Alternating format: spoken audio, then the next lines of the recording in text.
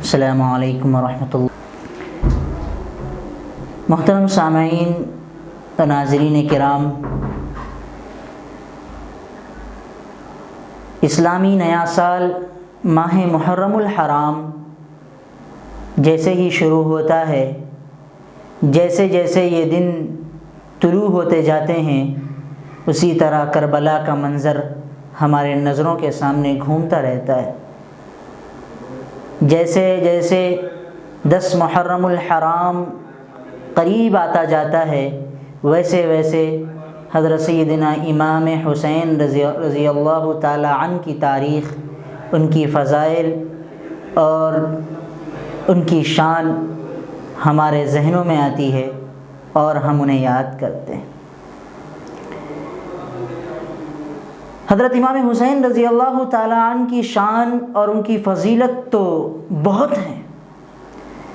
سرکار دو عالم صلی اللہ علیہ وآلہ وسلم نے خود فرمایا ہے کہ حسین مجھ سے ہے اور میں حسین سے ہوں، اور مزید ارشادات نبوی حضرت امام حسین رضی اللہ تعالی عنہ کی شان میں بہت ہے، جو کہ محدثوں نے لکھا ہے، اور صحابہ کرام رضوان اللہ تعالی علیہم اجمعین کے واقعات اور ان سے روایت کردہ واقعات بھی بہت ہیں جو حضرت امام حسین کی شان کو بتلاتے ہیں۔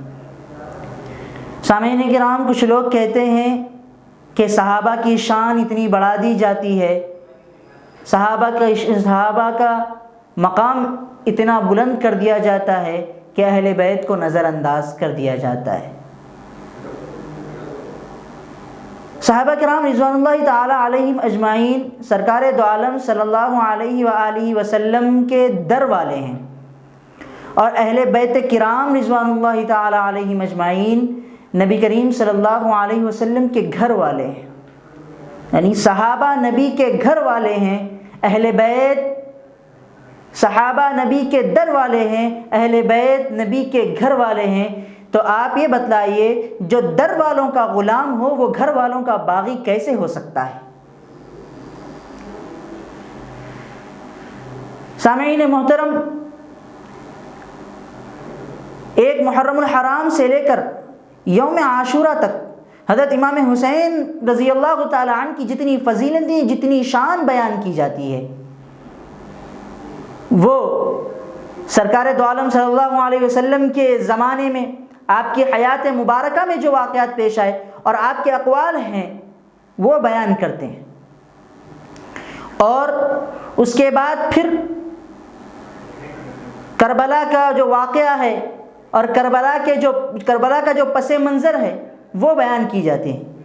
ان 10 دنوں میں کئی مجالسیں قائم ہوتی ہے، حضرت امام حسین کی فضیلتیں بیان کی جاتی ہیں۔ ان کی فضیلت تو بہت ہے، سرکار دو عالم صلی اللہ علیہ وسلم نے جو جو ان کے لیے کہا ہے آپ کی زندگی میں، آپ کی حیات میں، وہ امام حسین رضی اللہ تعالی عنہ کی 6 سال کی عمر تک کہا ہے، کیونکہ نبی جب اس دنیا سے تشریف لے گئے اس وقت حضرت امام حسین رضی اللہ تعالی عنہ کی عمر 6 برس تھی، اور کربلا کے واقعات جب پیش آئے اس وقت امام حسین رضی اللہ تعالی عنہ کی عمر 58 برس تھی، 6 برس اور 58 برس۔ آج امام حسین رضی اللہ تعالی عنہ کی زندگی کے واقعات جو بیان کیے جاتے ہیں کثرت کے ساتھ، 6 سال کی عمر تک تو واقعات بیان کیے جاتے ہیں۔ سرکار دو عالم صلی اللہ علیہ وسلم کا امام حسین کے لبوں کو چومنا، امام حسین کے گردن کو چومنا، امام حسین کو اپنے پیروں پر ٹھہرا کر کے ان کے ساتھ کھیلنا، امام حسین کو اپنے پشت پر بٹھا کر اونٹ کی طرح چکر لگانا، اور سجدہ جب سرکار دو عالم صلی اللہ علیہ وسلم سجدہ کر رہے ہوتے ہیں، امام حسین اور امام حسن آپ کے پشت پر آ کر بیٹھ جاتے ہیں، آپ کا سجدے کا طویل کرنا، اور اسی طرح سے حضرت امام حسین رضی اللہ تعالی عنہ کو جب پیاس لگتی ہے تو لسان نبوت کا امام حسین اور امام حسن کے لیے چوسنے کے لیے دینا، یہ سب 6 برس کی عمر تک ہے۔ اس کے بعد پھر بیان کیے جاتے ہیں کربلا کے واقعات، کربلا کا پس منظر۔ تو امام حسین رضی اللہ تعالی عنہ کی جو بیچ کی 52 سالہ زندگی ہے اس پہ پردہ کیوں ہے؟ اسے کیوں بیان نہیں کیا جاتا؟ آج اگر کوئی اپنی زندگی میں کوئی بڑا کام کر جائے تو اس کے پیدا ہونے سے لے کر اس کے آخر دم تک اس نے جو کیا، کس دن کیا کیا، سب کچھ لکھا جاتا ہے، سب کچھ بیان کیا جاتا ہے۔ اور اسلامی دنیا کے اتنے بڑے شہید ہونے والے اور اسلامی دنیا کی اتنی بڑی شخصیت، نبی کے لال، آغوش نبوت میں پلنے والا حسین اور امام حضرت علی رضی اللہ تعالی عنہ کے بیٹے، فاطمہ کے دل کا چین، علی کے نور العین، ان کے بارے میں 52 سالہ زندگی، ان کی 52 سالہ زندگی پر پردہ کیوں ہے؟ جب اس 52 سالہ زندگی سے پردہ اٹھایا جائے تو حسین نظر آئے گا ابو بکر کے ساتھ، حسین نظر آئے گا عمر کے ساتھ، حسین نظر آئے گا عثمان کے ساتھ، حسین نظر آئے گا ابو ہریرہ کے ساتھ، حسین نظر آئے گا حضرت بلال کے ساتھ، حسین نظر آئے گا امیر معاویہ کے ساتھ۔ سامعین محترم، 6 سال کی عمر تھی حضرت امام حسین کی، نانا جان اس دنیا سے رخصت لے گئے۔ امام حسین رضی اللہ تعالی عنہ، ان کے بارے میں حضرت ابو بکر رضی اللہ تعالی عنہ کیا فرماتے ہیں کہ جب تمام امت نے اجماعی طور پر حضرت ابو بکر کو اپنا امیر المؤمنین مان لیا، خلیفۃ رسول اللہ مان لیا، اس وقت آپ منبر پر بیٹھے ہوئے ہیں اور لوگ کہہ رہے ہیں کہ اے امیر المؤمنین، ہم نے آپ کو اپنا خلیفہ مان لیا ہے، رسول اللہ صلی اللہ علیہ وسلم کے بعد آپ ہمارے خلیفہ ہیں، آپ ہمارے امیر المؤمنین ہیں، ہم نے آپ کو مان لیا ہے، آپ خطبہ دیجئے۔ منبر رسول پر حضرت ابو بکر بیٹھے ہوئے ہیں، لوگ فرما رہے ہیں کہ خطبہ دیجئے، صحابہ کرام تمام لوگ فرما رہے ہیں خطبہ دیجئے۔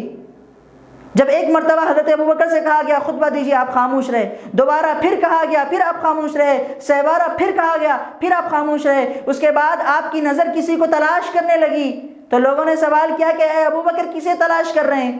تو حضرت ابو بکر نے کہا کہ میں حسن و حسین کو تلاش کر رہا ہوں۔ ابو بکر نے کہا کہ میں حسن و حسین کو تلاش کر رہا ہوں۔ اے لوگو، بے شک سرکار دو عالم صلی اللہ علیہ وسلم آج ہمارے ساتھ نہیں، بے شک اس منبر رسول پر سرکار کا غلام بیٹھ کر خطبہ دینے والا ہے، تمہیں اگر خطبہ سننا ہے تو سرکار کے غلام کو سن لو۔ اور اس کے بعد پھر حضرت ابو بکر رضی اللہ تعالی عنہ حسن اور حسین کو بلواتے ہیں، حسنین کریمین کو بلا کر امام حسن کو اپنے دائیں جانب اور امام حسین کو منبر کے بائیں جانب بٹھاتے ہیں اور لوگوں سے فرماتے ہیں تمہیں خطبہ سننا ہے، تمہیں دین کی باتیں سننا ہے، تمہیں وعظ سننا ہے، بیان سننا ہے تو ابو بکر کو سن لو، اور تمہیں اگر سرکار کو دیکھنا ہے، تمہیں سرکار کی یاد آئے تو حسن و حسین کو دیکھ لو۔ اللہ اکبر۔ اسی لیے امام حسین کی 52 سالہ زندگی سے پردہ نہیں اٹھایا جائے گا۔ اگر پردہ اٹھایا جائے تو امام حسین نظر آئیں گے ابو بکر کی گود میں، اگر پردہ اٹھایا جائے تو امام حسین نظر آئیں گے عمر فاروق کے حجرے میں، اگر پردہ اٹھایا جائے تو امام حسین نظر آئیں گے عثمان کے گھر کی دروان بن کر کھڑے ہو کر نگرانی کرتے ہوئے، اگر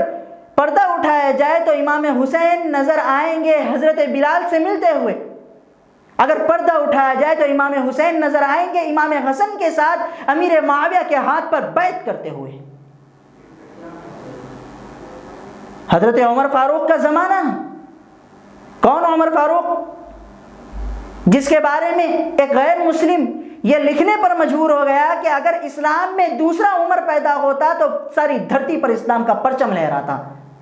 وہ عمر فاروق کا زمانہ ہے۔ حضرت عمر فاروق منبر رسول پر کھڑے ہو کر خطبہ دے رہے ہیں، حضرت عمر فاروق منبر رسول پر کھڑے ہو کر خطبہ دے رہے ہیں اور مسجد نبوی کے سامنے حضرت امام حسین کا لڑکپن ہے، بچپن ہے، وہ کھیل رہے ہیں۔ حضرت عمر فاروق کے ایک صاحبزادے حضرت عبداللہ ہے، حضرت عبداللہ بن عمر، وہ امام حسین کے ہم عمر ہیں، وہ بھی امام حسین کے ساتھ سامنے گلی میں کھیل رہے تھے۔ یوں ہی امام حسین موج میں آ کر کہتے ہیں کہ وہ یہ دیکھو، وہ جو عمر کھڑا ہو کر منبر پہ خطبہ دے رہا ہے وہ میرا غلام ہے، وہ ہمارا غلام ہے۔ امام حسین فرماتے ہیں کہ وہ جو عمر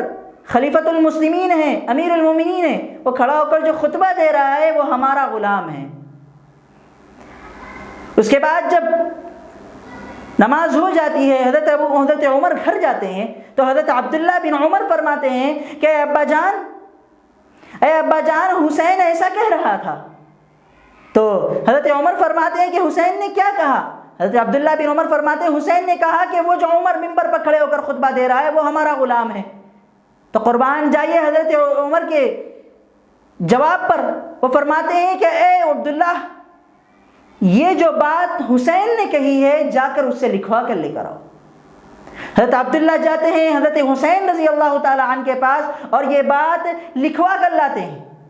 لکھوا کر لا کے جب اپنے بابا حضرت عمر کو دیتے ہیں تو حضرت عمر فرماتے ہیں کہ اے عبداللہ، میری بات یاد رکھنا،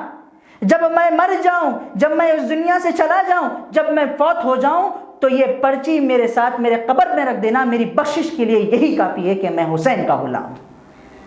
میری بخشش کے لیے یہی کافی ہے کہ میں آل رسول کا غلام ہوں۔ یہی امام حسین ہیں اور حضرت عمر رضی اللہ تعالی عنہ کا ہی زمانہ ہے۔ حضرت ابو ہریرہ رضی اللہ تعالی عنہ کے ساتھ مدینے سے باہر دوسری بستی میں نماز جنازہ پڑھنے کے لیے تشریف لے جاتے ہیں۔ راستے میں آتے وقت دھوپ کی تپش اور سخت گرمی ہوتی ہے جس سے پسینہ آتا ہے اور دھول مٹی آپ کے جوتوں پر آ جاتی ہے، امام حسین رضی اللہ تعالی عنہ کی جوتوں پر۔ حضرت ابو ہریرہ رضی اللہ تعالی عنہ جب دیکھتے ہیں کہ امام حسین پریشان ہیں دھول سے، مٹی سے، پسینے سے، گرمی کی شدت سے، تو حضرت ابو ہریرہ رضی اللہ تعالی عنہ امام حسین کے پاس جاتے ہیں اور اپنے چادر سے امام حسین کی جوتیاں صاف کرتے ہیں۔ امام حسین کھڑے ہو کر چیخ پڑتے ہیں کہ چچا ابو ہریرہ، آپ امت کے اتنے بڑے محدث ہیں، آپ کی چادر میری جوتیوں پر؟ تو ابو ہریرہ رضی اللہ تعالی عنہ ارشاد فرماتے ہیں کہ اے حسین، مجھے منع مت کر، مجھے مت روک یہ کرنے سے، کیونکہ میں نے سرکار دو عالم صلی اللہ علیہ وسلم سے سنا ہے کہ سرکار دو عالم صلی اللہ علیہ وسلم فرما رہے ہیں کہ اے اللہ، میں حسین سے محبت کرتا ہوں، اے اللہ میں حسین سے محبت کرتا ہوں، تو بھی اس سے محبت کر، اور اے اللہ جو حسین سے محبت کرتا ہے تو اس سے بھی محبت کر۔ اسی لیے کسی نے کہا ہے جنت بھی ملے گی، کوثر بھی پیے گا،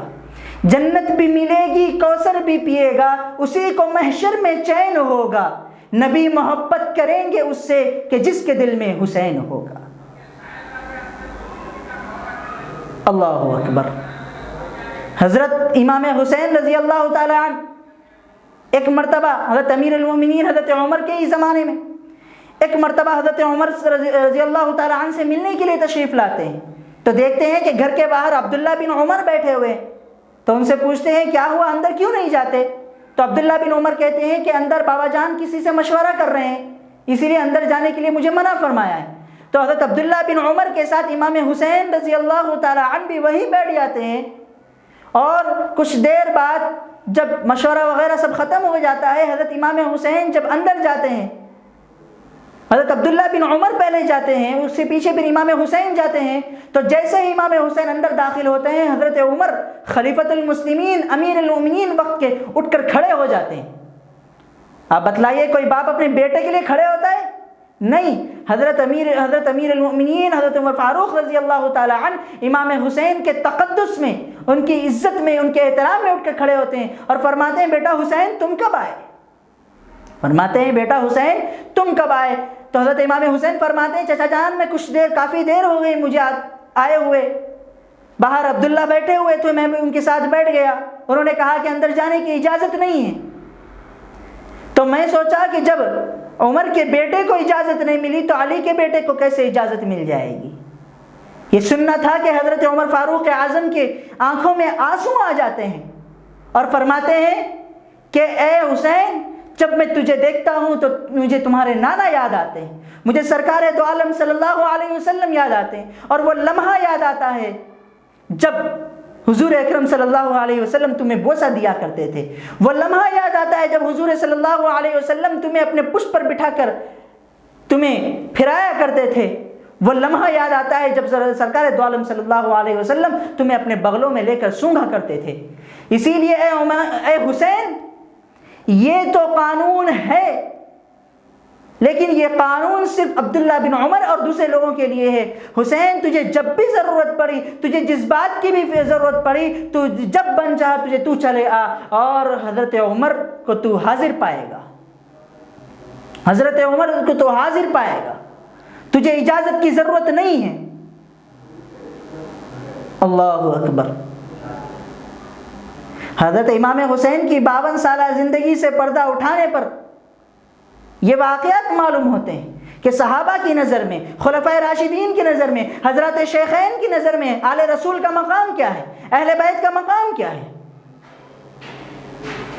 حضرت امام حسین رضی اللہ تعالی عنہ امام حسن رضی اللہ تعالی عنہ کے ساتھ امیر معاویہ رضی اللہ تعالی عنہ کے ہاتھ پر بیعت کرتے ہیں۔ حضرت علی کے بعد جب امیر معاویہ مدینہ آتے ہیں، مدینہ آنے کے بعد جب ایک سفید کاغذ پر اپنا مہر لگا کر امام حسن کے دربار میں بھیجتے ہیں کہ جو امام حسن لکھ کر دے مجھے منظور ہے۔ امام حسن جب آپ سے صلح کرتے ہیں تو اس وقت امام حسین بھی آپ کے ساتھ ہوتے ہیں۔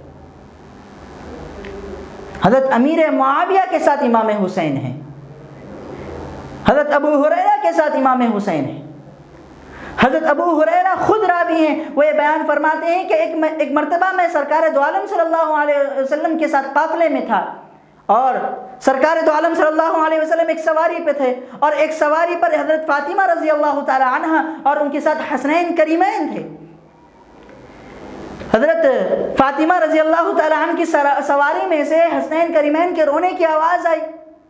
سرکار دو عالم صلی اللہ علیہ وسلم نے دریافت کیا ہوا، تو معلوم ہوا کہ حسنین کریمین دونوں پیاسے ہیں، پیاس کی وجہ سے رو رہے ہیں، مشکیزے میں پانی ختم ہو گیا ہے۔ سرکار دو عالم صلی اللہ علیہ وسلم اپنے مشکیزے کو دیکھتے ہیں، اس میں ہی پانی ختم ہو جاتا ہے۔ پھر سرکار دو عالم صلی اللہ علیہ وسلم اپنی سواری بی بی فاطمہ رضی اللہ تعالی عنہ کی سواری کے پاس لے جاتے ہیں اور فرماتے ہیں کہ حسن کو مجھے دو، فرماتے ہیں کہ حسن کو مجھے دو۔ جب حسن کو حضرت امام حسن رضی اللہ تعالی عنہ کو سرکار دو عالم صلی اللہ علیہ وسلم گود میں لیتے ہیں اور لسان نبوت آپ کے منہ میں ڈالتے ہیں، اور اس وقت تک ان کے منہ میں ڈالے رہتے ہیں جب تک کہ آپ کی پیاس ختم نہ ہو جاتی، اور اسی طرح حضرت امام حسین رضی اللہ تعالی عنہ کے ساتھ بھی کرتے ہیں۔ امام حسین رضی اللہ تعالی عنہ کے فضائل، ان کے مناقب اور ان کا درجہ تو بہت بلند ہے۔ کربلا میں امام حسین رضی اللہ تعالی عنہ کا شہید ہونا، اور وہ بھی سجدے کی حالت میں شہید ہونا، یہ بتلاتا ہے کہ امام حسین کربلا میں مجبور نہیں تھے۔ امام حسین نے کربلا میں اپنی جان کا نذرانہ پیش کیا تو اپنے نانا کے دین کو بچانے کے خاطر اپنے خاندان والوں کو نیزے کی نوک پہ رکھا، اور ایک کے بعد ایک کو قربان کرتے گئے، اور کبھی زبان پہ شکوہ نہیں آیا۔ انسان کے ساتھ یہ ہوتا ہے کہ اگر کوئی غیر اس کے ساتھ کوئی برائی کرے تو اس کی زبان پہ شکوہ آ جاتا ہے، لیکن یہاں تو اپنے ہی بلا کر دھوکہ دے رہے ہیں۔ لیکن امام حسین رضی اللہ تعالی عنہ کی زبان پر کبھی شکوہ نہیں آیا، کبھی انہوں نے اللہ کے دربار میں یہ نہیں کہا کہ یہ میرے ساتھ کیا ہو رہا ہے۔ انہوں نے ایک کے بعد ایک قربانی کے بعد اللہ کی بارگاہ میں ہاتھ اٹھا کر فرماتے ہیں کہ اے اللہ میری اس قربانی کو قبول فرما، اے اللہ میری اس قربانی کو قبول فرما۔ امام حسین کی زندگی سے ہمیں یہ سبق ملتا ہے کہ اسلام کو بچانے کی خاطر قربانی دینا، یہ امام حسین کی، صحابہ کرام کی اور تمام شہیدان اسلام کی سنت ہے۔ ہم سر کٹا سکتے ہیں لیکن سر جھکا نہیں سکتے۔ کسی نے کہا تھا کہ یہ تو دنیا کو بتانا تھا کہ دین کی حفاظت کیسے ہوتی ہے، یہ دنیا کو بتانا تھا کہ دین کی حفاظت کیسے ہوتی ہے، ورنہ جو چھری حضرت ابراہیم کے بیٹے اسماعیل پر نہ چلی وہ میرے نبی کے نواسے اور فاطمہ کے جگر کے ٹکڑے علی کے نور العین پہ کیا چلتی۔ کربلا میں جب یزید نے امام حسین کے قتل کے بعد امام حسین کا سر مبارک منگوایا اور لکڑی لے کر آپ کے دندان مبارک پر جب مارنے لگا تو یزید کے دربار میں ایک صحابی رسول تڑپ کر اٹھے اور کہنے لگے، اے یزید یہ کام کرنے سے باز آ جا، رک جا، کہیں ایسا نہ ہو کہ خدا کا قہر نازل ہو اور تیرا ہاتھ بیکار ہو کر رہ جائے، تجھے فالج مار جائے۔ یزید ڈر جاتا ہے، گھبرا جاتا ہے۔ پھر وہ صحابی رسول فرماتے ہیں کہ زین العابدین کو، امام زین العابدین کو دمشق کی مسجد میں خطبہ دینے کے لیے یزید سے کہتے ہیں کہ ان کو خطبہ دینے کے لیے کہو۔ جب امام زین العابدین دمشق کی جامع مسجد میں 14 سال کی عمر میں جب خطبہ دینے کے لیے کھڑے ہوتے ہیں، اور اہل بیت اطہار کی فضائل، ان کے مناقب، اور چونکہ اہل بیت کے اکثر لوگ شہید ہو چکے تھے، ان کے فضائل، ان کے مناقب لوگوں کے سامنے بیان کرتے ہیں، تو یزید خوف زدہ ہو جاتا ہے، کہیں لوگ مجھے مار نہ ڈالے۔ یزید مؤذن کو حکم دیتا ہے کہ تم اذان دینا شروع کرو۔ جب مؤذن اٹھ کر جمعہ میں اذان دینے کے لیے کھڑا ہوتا ہے، جب مؤذن اللہ اکبر کہتا ہے، تو امام زین العابدین کہتے ہیں اس میں کوئی شک نہیں ہے کہ اللہ بہت بڑا ہے۔ جب مؤذن کہتا ہے کہ اشہد ان لا الہ الا اللہ، تو امام زین العابدین کہتے ہیں کہ یہ بات تو اس بات کی تو ہم نے خون بہا کر گواہی دی ہے، اس بات کی تو ہم نے خون بہا کر گواہی دی ہے، اور دنیا میں جتنے بھی انبیاء کرام آئے ہیں، کسی نبی کے گھرانے کے ساتھ شاید اتنے لوگوں نے، دنیا والوں نے اتنا بدتر سلوک نہیں کیا جتنا دنیا والے نے میرے نبی کو اور میرے نبی کے گھرانے کو ستایا ہے، میرے نبی کے آل کو ستایا ہے۔ شاید کسی نبی کے گھرانے والوں کے ساتھ اتنا ظلم نہیں ہوا اور ان کو اتنا ستایا نہیں گیا۔ میرے نبی کے آل کو اور ان کی عزت کو اچھالا گیا، یہاں تک کہ 6 ماہ کے بچے تک کو چھوڑا نہیں گیا۔ کربلا کا وہ واقعہ۔ خیر، جب امام زین العابدین فرماتے ہیں کہ اشہد ان لا الہ الا اللہ کی جواب پہ یہ فرماتے ہیں کہ یہ اس بات کی گواہی تو ہم نے خون بہا کر دی ہے کہ اللہ کے سوا کوئی معبود نہیں، ہم نے سر کٹانے کو منظور کیا لیکن سر جھکانے کو نہیں۔ اس کے بعد جب مؤذن کہتا ہے اشہد ان محمد رسول اللہ، تو اس کے بعد حضرت امام زین العابدین یزید سے کہتے ہیں کہ دیکھ یزید، تو نے یقیناً آل رسول کو مار کر ختم کر دیا، تو نے یقیناً آل رسول کی عزت کا جنازہ نکالا، تو نے یقیناً دنیا والوں کے سامنے آل رسول کو جھکایا، دنیا والوں کے سامنے آل رسول کو بدنام کیا، رسوا کیا، تڑپایا، لیکن آج بھی اذان میں میرے نانا محمد عربی کا نام ہے، آج بھی اذان میں میرے نانا محمد عربی کا نام ہے، نہ تیرا نام ہے نہ تیرے لوگوں کا نام ہے۔ اسی پر قاضی مطیع اللہ نے کہا ہے کہ مطیع نے دل سے پوچھا ہے بتا کہ کیا حسین ہے، مطیع نے دل سے پوچھا ہے بتا کہ کیا حسین ہے، دھڑک دھڑک کے بول اٹھا صدا صدا حسین ہے، شان اہل بیت دیکھ سبھی کے سب مثال ہے، شان اہل بیت دیکھ سبھی کے سب مثال ہے، کوئی نہیں حسین سا، حسین بس حسین ہے، عمر سے چل عمیر تک، بشر سے چل بشیر تک، بڑے بڑے یہ کہہ گے بہت بڑا حسین ہے۔ عجب لڑی ہے جنگ بھی، عجب لڑی ہے جنگ بھی حسین نے یزید سے، ہو اس سے بڑھ کے جیت کیا، یزید تھا حسین ہے۔ وآخر دعوانا الحمدللہ رب العالمین۔